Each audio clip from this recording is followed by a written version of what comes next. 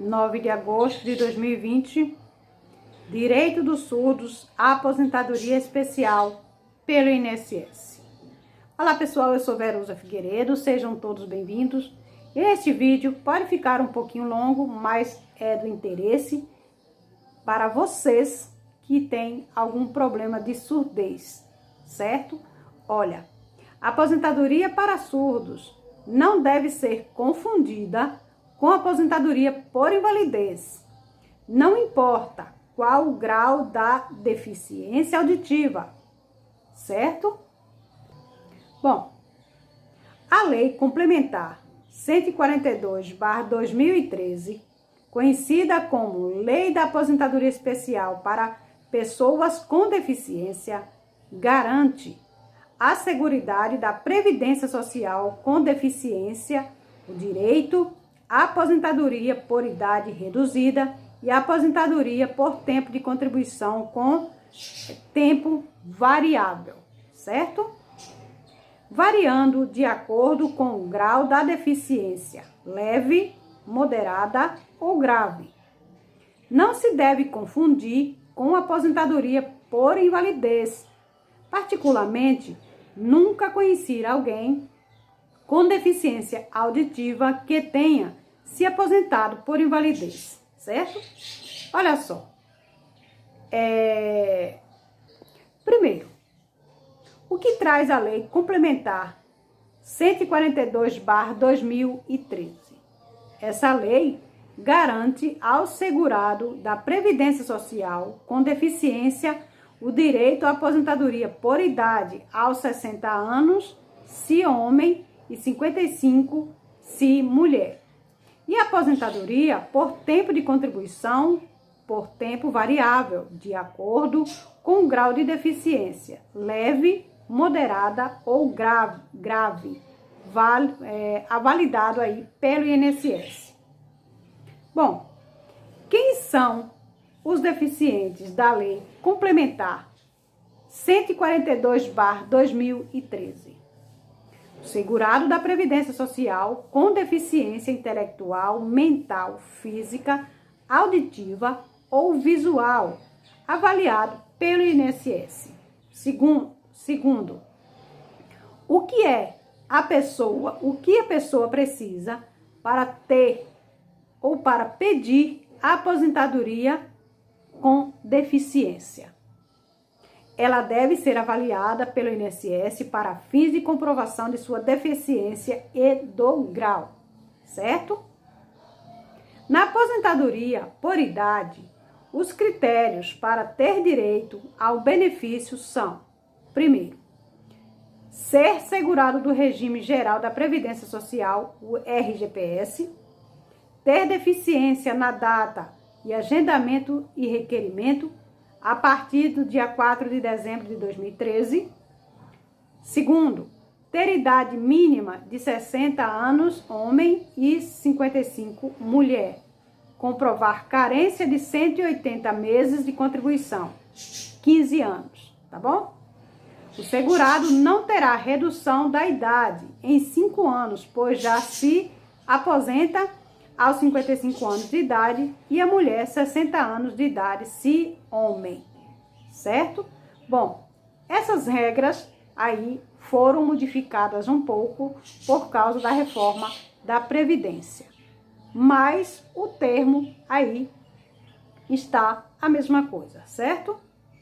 Na aposentadoria por tempo de contribuição, os critérios para ter direito ao benefício são: ser segurado do regime da Previdência Social, RGPS, ter deficiência há pelo menos 2 anos na data de pedido de agendamento, comprovar a carência mínima de 180 meses de contribuição, comprovar o tempo mínimo de contribuição conforme o grau da deficiência, que deficiência leve, 33 anos de tempo de contribuição, se homem, e 28 anos, se mulher. A deficiência moderada, 29 anos, é a contribuição se homem e 24 anos, se mulher. Deficiência grave, 25 anos de tempo de contribuição, se o homem, e 20 anos de tempo de contribuição no caso do segurado com deficiência grave, certo?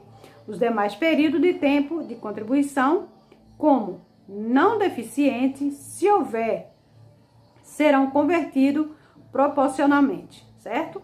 O segurado tem direito à aposentadoria por tempo de contribuição, desde que contribua facultativamente, de forma autônoma. Quarto, como o segurado poderá calcular o tempo de contribuição para a Previdência Social, certo? Você deve buscar esses cálculos através do próprio site do INSS, onde há já essa possibilidade de cálculo para você saber quanto tempo você falta e quanto tempo você já tem, certo? Como é classificada a deficiência? Para a classificação, a deficiência do segurado do grau leve, moderado ou grave, será realizada a avaliação de forma pericial social, no qual esclarece que o fator limitador é o meio em que a pessoa está inserida e não a deficiência em si, remetendo-se à classificação internacional de funcionalidade SIF. O segundo será avaliado pela perícia médica, que vai considerar os aspectos funcionais físicos da deficiência, como os impedimentos nas funções e nas estruturas do corpo e as atividades que o segurado desempenha em sua vida laboral. Já na avaliação social, serão consideradas as atividades desempenhadas pela pessoa no ambiente de trabalho, ou em casa, ou na sua vida social. Ambas, as avaliações médicas e social, irão considerar a limitação do desempenho e da atividade e a restrição de participação do indivíduo no seu dia a dia, certo? Bom, como será avaliada a comprovação das barreiras externas, fatores ambientais e sociais? A avaliação das barreiras externas será feita por perito médico e pelo assistente social do INSS por meio de entrevista com o segurado e, se for necessário, com as pessoas que convivem com ele. Se ainda restarem dúvidas, poderão ser realizadas visitas ao local de trabalho ou à residência do avaliador, bem como solicitação de informações médicas e sociais, laudo médicos, exames, atestados, laudo de centros de referência de assistência social, o CRAS, entre outros, certo? Qual a diferença dessas doenças e funcionalidade? A doença é um estágio patológico do organismo, ocorre quando há alterações de uma estrutura ou uma função do corpo. Ela nem sempre leva à incapacidade. Por exemplo, uma pessoa que tem diabetes precisa ser tratada, mas isso pode não torná-la incapaz para um determinado tipo de trabalho. Já na funcionalidade, pode ser compreendida como relação entre as estruturas e funções do corpo como uma barreira ambiental, que poderão levar a restrições de participação de pessoa na sociedade, ou seja, como a deficiência faz com que o segurado interaja no trabalho, em casa e na sociedade, certo? Bom, então, qual desses grupos estão aptos a se aposentar?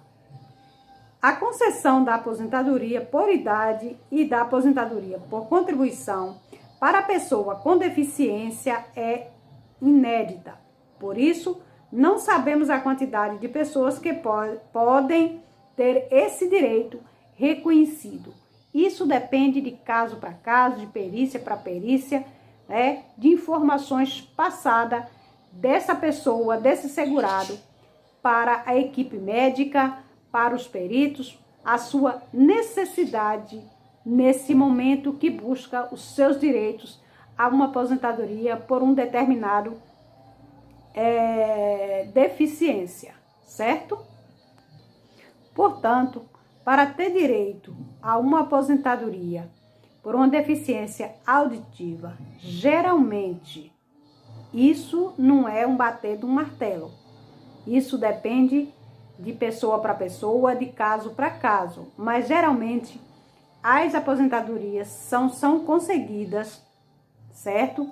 Em caso grave, né? Em caso aí de um problema auditivo de forma grave, que prejudica aí a pessoa, tanto na sua área de trabalho, quanto na sua área pessoal, física, certo? Então, se você está dentro desse grupo e ainda não buscou uma aposentadoria, você já contribuiu pelas regras, tudo bonitinho, certo?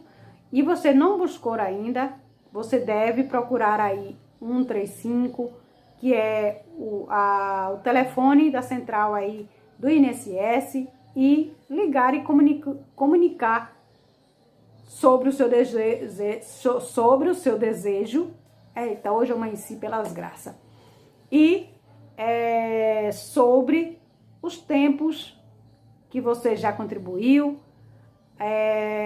e as suas necessidades nesse momento de ter esse benefício.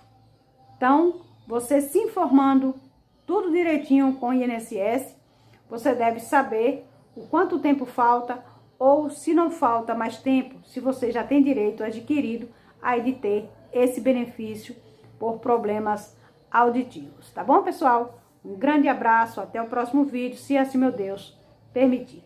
Um beijo enorme e até lá.